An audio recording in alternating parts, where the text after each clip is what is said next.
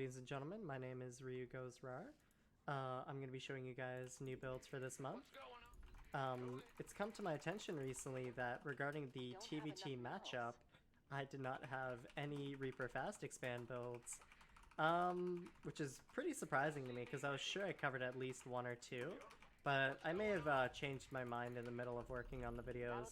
But yeah, I'll be showing you guys Reaper Fast Expand. So for this video, I'll probably be showing just a safe way to expand into it, and then maybe for next month's video I can do Reactor Hellion Expand, which is still off of Reaper Fast Expand, but like you go Reactor Hellion. Yeah, you guys will see though when it comes to next month, I guess. Anyway, so with this build and with all builds really in TvT, you always want to go for a 15 gas. You can go 16 gas, but there aren't too many great 16 racks or 16 gas builds, sorry, for this matchup that don't just like die to everything. Because in this matchup, you want to have your gas as quickly as you can so you can get your tech, such as like your factory and your starport.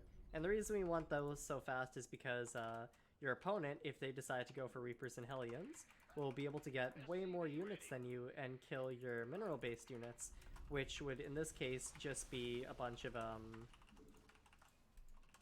Marines and Hellions to Reapers and Hellions. Anyways, you want to 18 scout with this build, Reaper Orbital, SV comes down here, drop the CC, you want to send the 18 scout. Once it's done scouting, you want to just confirm if it's double gas or single gas, you know, Reaper Fast Expand or not. You want to send the SCV home. You want to throw it on your factory immediately after.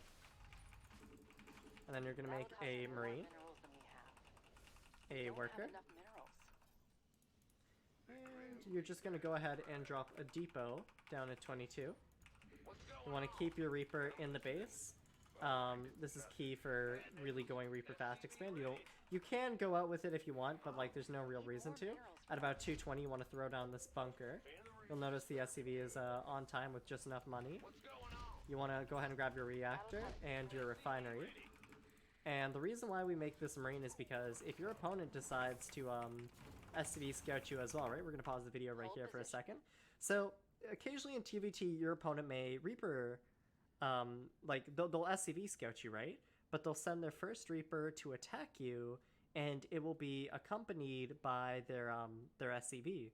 So typically, without this Marine, you're in a situation where it's one SCV and one Reaper against one Reaper, you know?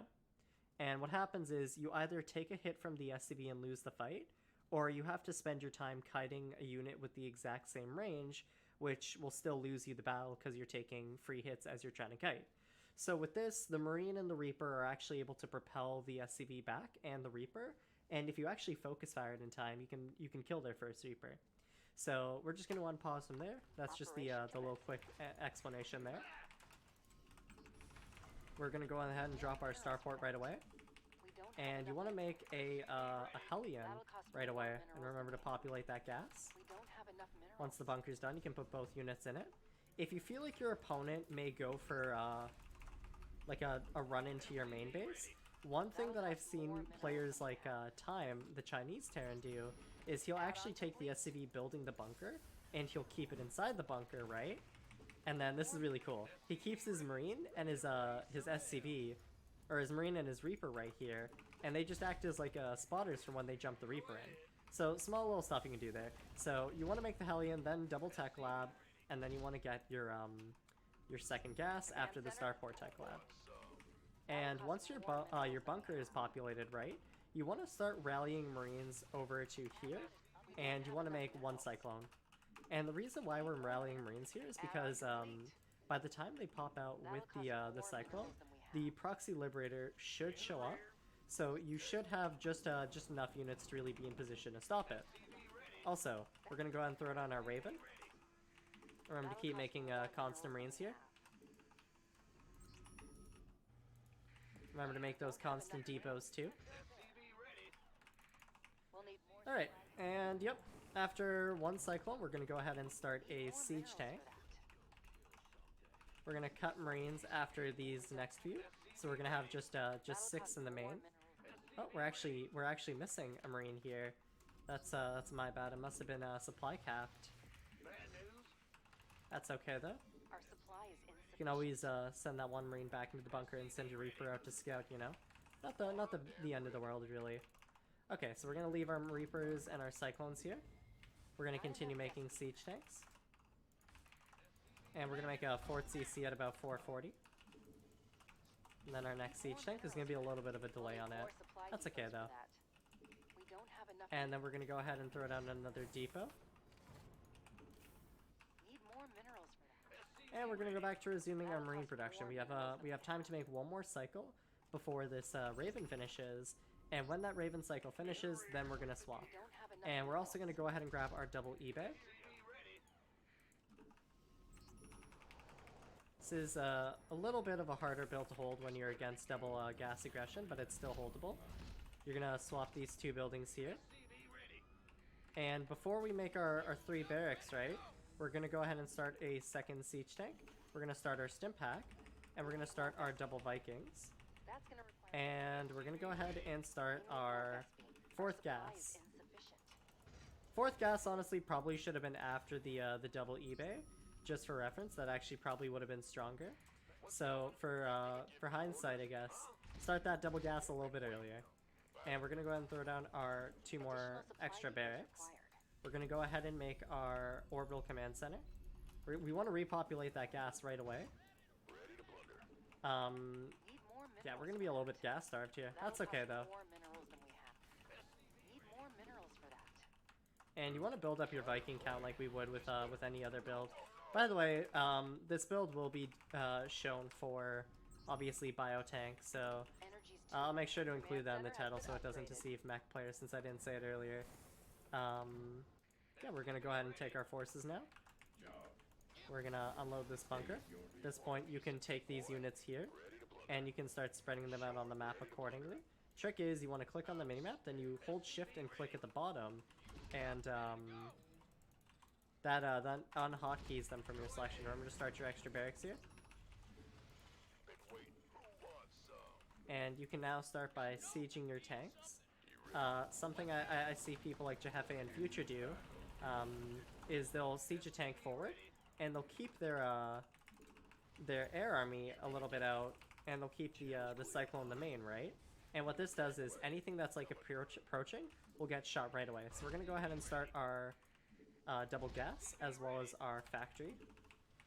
Add-on is up and running. Remember to start that 1-1. We're a little bit late on it. Sorry, I'm explaining things. Our 1-1 timing will be pretty late, but that's okay.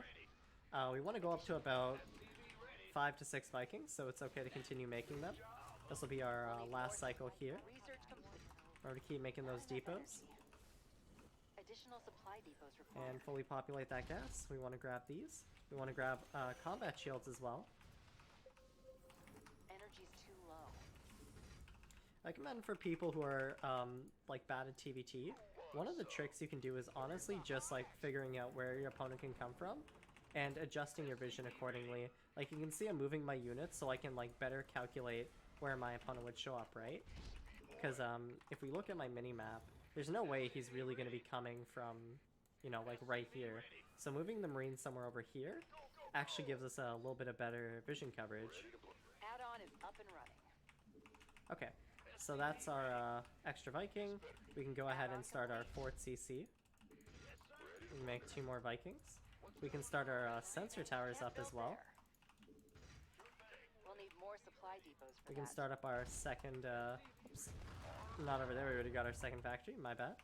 We can start up our double tank production is what I meant to do. We'll need more supply We can depots start for up that. our armory as well, more depots. You can mule, you can scan your opponent. Make sure in TvT you have something out on the map to predict where they're going to be attacking you, especially with a style like Reaper Fast Expand, right? Because with this type of style, we're basically trying to protect ourselves We're done. and macro up into a bigger army, right? Because with Double Raven, you basically shouldn't die to anything, right? And the other benefit is, when you do have Double Raven, you can actually go and disable your opponent's siege tanks, which gives you a huge edge. Now, after we have that set up, we have our worker count, we're going to go ahead and throw down 2 more starports. And with this extra money as we're turtling, we're going to go ahead and drop extra command centers. That'll cost more This is minerals something than you we may have. have seen in the recent WCS qualifiers, particularly in the European scene. It turns out that they just prefer to, you know, We don't have hunker mineral down field and to mac her fleet. up, you know, get that air style going. So we're going to go ahead and drop our starports, our Fort CC. We're going to grab +2 That'll cost attack. more minerals than we have. And it makes sense why they would do this, because like the sooner you control the air, the sooner you can really like get into pushing your opponent's siege line back, right? Because marine tank versus marine tank can be pretty difficult to break, but when you add liberators and tanks with a bigger air count, it suddenly becomes like a different ball game, right? And we have all this money we're banking, Add-on is so up and running. assuming we're not trading, which with this style we shouldn't be, then it becomes pretty easy to justify the expenditures on this type of army. So let's say we max out, we can go for our siege push now. Try not to F2 ever in this matchup, because we don't want to break this like vision setup we kind of got going over here. Because look here, see that? By watching the minimap, you can Command see center stuff has like been this. upgraded.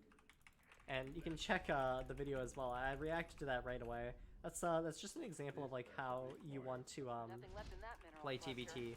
You want to be watching your minimap and going for slow pushes while macroing up, especially with a style like this, so that you can just, you know, gain map control. You can be ready for what's coming your way. Because in TvT, if you know what's coming, it becomes really easy to defend. Hence why, like with Double Raven, you just can't die. Because your opponent goes into siege, you can literally disable their tanks and then siege your tanks, right? Or if you know they have like Ravens too, something a lot of people that should do this more often don't do is you can actually disable their Raven, and then you can spend 50 energy, which is 2 less tanks you didn't disable for none of your own tanks disabled. So small stuff like that. But yep, that's basically the build for RFE. Thank you everybody for watching, and I hope you enjoyed this month's video. Feel free to leave a comment on whether you want Reaper Fast Expand with Reactored Hellions into Bio or Mech. I'll do whichever transition is more requested, but thank you for watching.